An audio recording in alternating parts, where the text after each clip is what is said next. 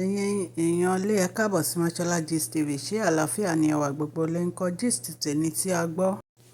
Wọ́n ní Olúwa, wọ́n ní ó ṣàánú àwọn ẹ̀gbọ́n kábíyèsí pé Queen Naomi ni ó fi àdúrà jagun fún wọn. Bí a ṣe gbọ́ ò, wọ́n ní arábìnrin yìí wọ́n ní wọ́n ṣe àárẹ̀ pé ṣe ni blood pressure wọn ó ń lọ sókè, wọ́n tún pass out.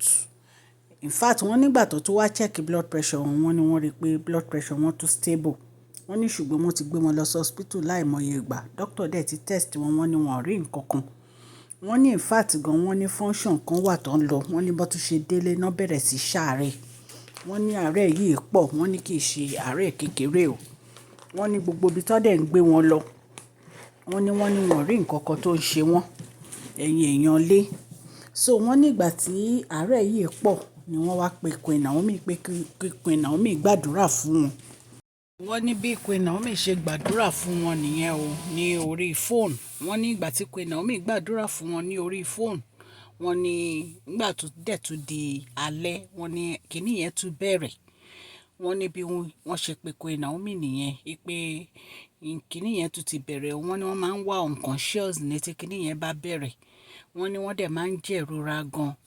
Wọ́n ní bí Queen Naomi ṣe ní kán gbé wọn wá sí Royal Mansion nìyẹn, ṣùgbọ́n wọ́n wá ní pé wọn ò lè gbé wọn lọ sí Royal Mansion nítorí pé wọ́n feel wípé wọn ò ní strength láti gbé wọn lọ sí Royal Mansion. Wọ́n ní Queen Naomi wá ní kán gbé wọn lọ sí hospital.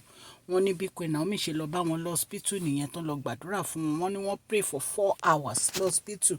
Ẹ̀yin èèyàn lé, ẹ jẹ́ kí n kí ẹ̀yin olólùfẹ́ mi ní ilé lóko àti ní ẹ̀yin odi pé káàbọ̀ sí Mashola Gist TV. Mashola Gist TV.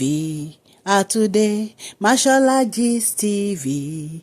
Today, bí a ṣe ń dé, a kí ọmọdé, a kí àgbà. Ẹ káàbọ̀ sí Mashola Gist TV. Mashola dé o, àtúndé, àgbé tuntun dé.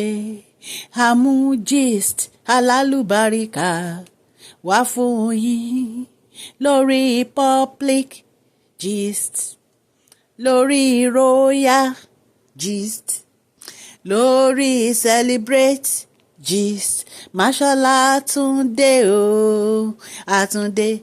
Mashola Gist TV, àtúndé. Wọ́n ní bí Queen Naomi ṣe lọ bá wọn ní hospital nìyẹn o, tí wọ́n pray, tí wọ́n gbàdúrà fún 4 hours, wákàtí 4 gbáko. Wọ́n ní ara wọn wálẹ̀. Wọ́n ní bí wọ́n ṣe gbé wọn kúrò lọ hospital nìyẹn tí wọ́n padà sílé. Wọ́n ní ojú àdúrà ni Ọlọ́run ti fi hàn Queen Naomi pé wọ́n tẹ nǹkan mọ́lẹ̀ ní ibi tó ti ń tajà ni, pé àwọn èèyàn kan ló na nǹkan sílẹ̀ fún wọn tán tẹ nǹkan mọ́lẹ̀. Wọ́n ní nǹkan yẹn ló wọ inú ara wọn lọ tí wọ́n fi ń ní pain, tí wọ́n dẹ̀ fi ń wà unconscious. Wọ́n ní ìgbà tí kinní tún dìde, tí wọ́n tún pe Queen Naomi, bí Queen Naomi ṣe lọ bá wọn ní ilé wọn nìyẹn, tí wọ́n bẹ̀rẹ̀ sí gbàdúrà. Wọ́n ná gbàdúrà fún wọn, wọ́n ná gbàdúrà. Wọ́n ní ìgbà tí wọ́n gbàdúrà yìí, wọ́n ní àdúrà yìí pẹ́ o.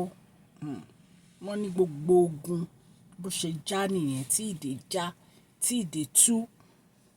Wọ́n ní bí sister kábíyèsí bí ṣe bẹ̀rẹ̀ sí bí nìyẹn. Wọ́n ní wọ́n bí gbogbo nǹkan tó wà nínú wọn pátápátá. Wọ́n ní bí ara wọn ṣe wálẹ̀ nìyẹn náà wá ń béèrè oúnjẹ ní ọwọ́ àwọn, pé ebi ń pa wọn. Wọ́n ní Queen Naomi ní ó wà òkè kó fún wọn lóúnjẹ, kó fún wọn lómi. Wọ́n ní wọ́n jẹun, wọ́n lára wọn gbálẹ̀. Wọ́n nínú kábíyèsí dùn. Wọ́n ní bí ìdè ṣe dá nìyẹn. Wọ́n ní gbogbo àwọn fámílì kábíyèsí inú wọn dùn sí gbogbo nǹkan tó ṣẹlẹ̀ yìí. Ẹ̀yin èèyàn lé, èyí náà wo ọ̀nà ìyanu èyí tí Ọlọ́run gbà lo Queen Naomi nínú ayé àwọn sister kábíyèsí. Ẹ̀yin náà mọ̀ wípé ilé ayé yìí kò dá ká máa ròyàn pin, nítorí pé kò sẹ́ni tó mọ̀la, kò dẹ̀ sí èèyàn tó jẹ́ pé Ọlọ́run ò dá dáadára. Ká má fi ojú pa ẹnikẹ́ni rẹ́. Ká dẹ̀ máa wò pé nítorí pé èèyàn kan ti ṣoore fún ẹ, o ò ní padà wá gba oore mi lọ́wọ́ ẹni yẹn. Ẹlòmíì tó bá ṣoore fún, ó tún máa bà ẹ́ jẹ́. A tún máa dínà oore ìmí fún ẹni. A wá sọ àwọn tó yẹ pé wọ́n mọ̀ ẹ́ tẹ́lẹ̀, a sọ di ọ̀tá ẹ nítorí pé ó fẹ́ gba àyè ibẹ̀. Ṣùgbọ́n Ọlọ́run tó wà lókè, ó ń rí gbogbo nǹkan tá a bá ń ṣe. Ó dẹ̀ máa san ẹ̀san oníkálukú fún gẹ́gẹ́ bí iṣẹ́ ọwọ́ rẹ̀ ni. So wọ́n ní bí ẹ̀gbọ́n kábíyèsí ṣe gba ìwòsàn ní ẹ̀yin èèyàn tẹ́ wà lé ẹ̀kọ́ ńlá léyìí kọ́ wa o. Ọlọ́run á wà pẹ̀lú gbogbo etí tó ń gbọ́ mi o.